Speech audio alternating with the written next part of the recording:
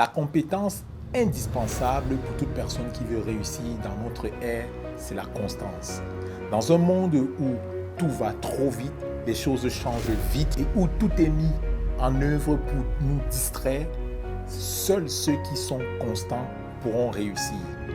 Dans cette nouvelle série, nous allons parler de la constance comme élément indispensable pour quiconque veut réussir. Tout juste après.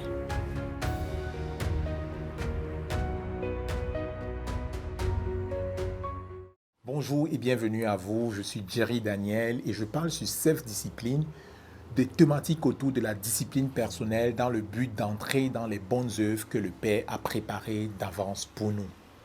Je crois en effet qu'une vie réussie sur la terre, c'est une vie où les plans de Dieu s'accomplissent dans nos vies, où nous entrons dans la volonté parfaite de Dieu et nous accomplissons les bonnes œuvres qu'il a préparées d'avance pour nous.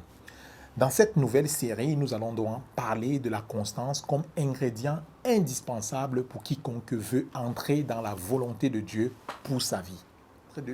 Regardez d'entrée de jeu ce que l'apôtre Jacques nous dit dans le premier épître de Jacques.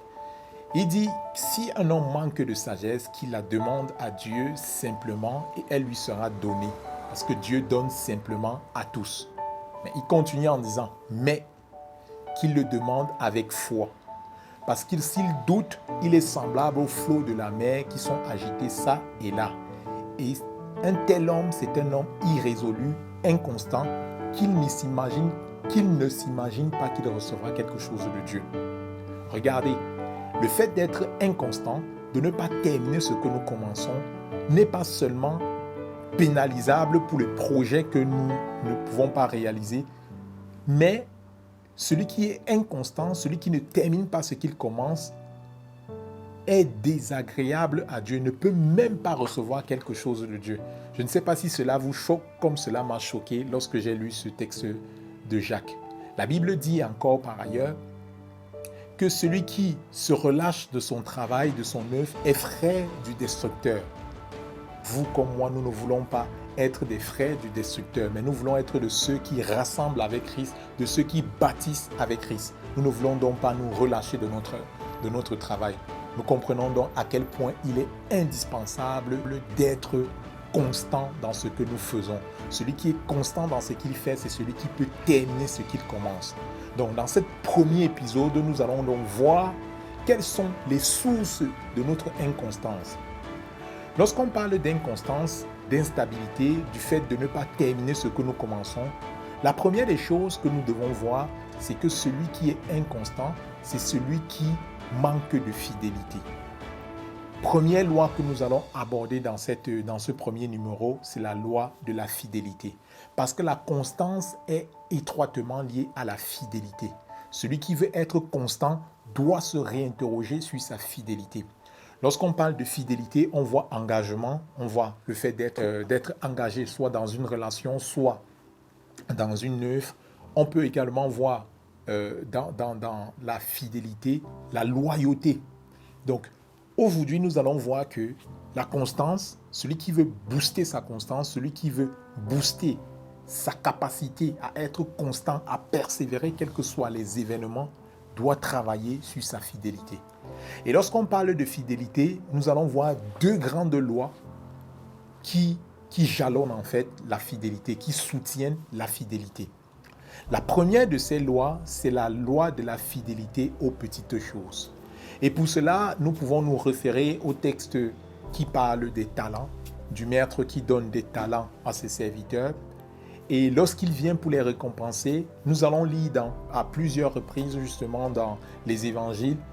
Lorsque le maître revient, il dit « Bon et fidèle serviteur, tu as été fidèle en peu de choses, je te confierai de plus grandes. » Donc la première loi dans la fidélité que nous allons voir, c'est la fidélité aux petites choses. Si nous ne sommes pas fidèles aux petites choses, il nous sera difficile d'être fidèles dans des choses beaucoup plus importantes. L'erreur que nous commettons presque tous lorsqu'il s'agit d'être constants, c'est que nous ne sommes pas fidèles aux petites choses. C'est vrai qu'il est difficile lorsque nous sommes brûlés de passion de commencer quelque chose ou de faire une nouvelle activité, quelque chose qui nous passionne, il y a cette passion qui brûle dans notre cœur et nous voulons aller trop vite. Celui qui veut aller loin doit apprendre à canaliser cette énergie du début qui veut le pousser à faire et aller beaucoup trop vite pour se concentrer et être fidèle dans le peu. Comment cela peut-il se traduire dans notre quotidien? Simplement, si je prends un exemple de quelqu'un qui veut reprendre une activité sportive, si vous reprenez une activité sportive ou si vous démarrez une activité sportive, ne cherchez pas premièrement la performance. Commencez d'abord à être régulier. Si c'est le footing que vous faites, allez-y petit pas par petit pas, au petit trot. N'essayez pas de courir directement, d'aller. C'est pas un sprint en fait. La vie et la réussite, c'est pas un sprint. C'est une course de fond. Celui qui veut arriver jusqu'au bout doit pouvoir gérer son énergie, doit pouvoir gérer ses forces, doit pouvoir gérer sa cadence pour pouvoir atteindre la fin. Ce n'est pas la course. Vous n'êtes en compétition avec personne.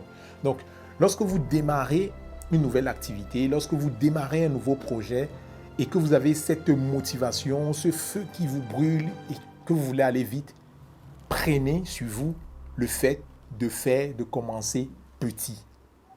Il est préférable, par exemple, de faire 15 minutes tous les jours au lieu de faire 1 heure une fois par semaine. Donc, si vous commencez, si je reste sur notre exemple de commencer, par exemple le footing, 15 minutes tous les jours seront beaucoup plus bénéfiques pour vous qu'1 heure une fois par semaine. Alors, lorsque la flamme vous prend de reprendre l'activité sportive, privilégiez le fait de commencer faiblement. Limitez-vous à commencer faiblement. Ça, c'est la première loi. Ça, c'est le premier aspect de cette loi sur la fidélité aux petites choses. Je vais aller un peu plus loin dans cette loi de la fidélité aux petites choses. C'est que celui qui est fidèle aux petites choses, la fidélité aux petites choses nous apprend la maîtrise. Celui qui sait gérer petit, dans la gestion du petit, va en fait développer une capacité indispensable pour quiconque veut aller loin, c'est la maîtrise. Celui qui va généralement vite, c'est quelqu'un qui n'est pas méticuleux et qui ne maîtrise pas. Donc, lorsqu'on veut commencer quelque chose, allons-y doucement et le premier ennemi qu'il faudra vaincre, c'est la précipitation. Allez-y posément, prenez un rythme, c'est ce qui est le plus important, d'avoir un rythme pour pouvoir tenir lorsque ça va devenir toujours plus compliqué. La deuxième loi dans la fidélité que nous allons voir aujourd'hui, c'est la loi de la fidélité à ce qui est à autrui. Dans la Bible, on dit que puisque vous avez été fidèle à ce qui était autrui, maintenant on va vous donner ce qui est à vous.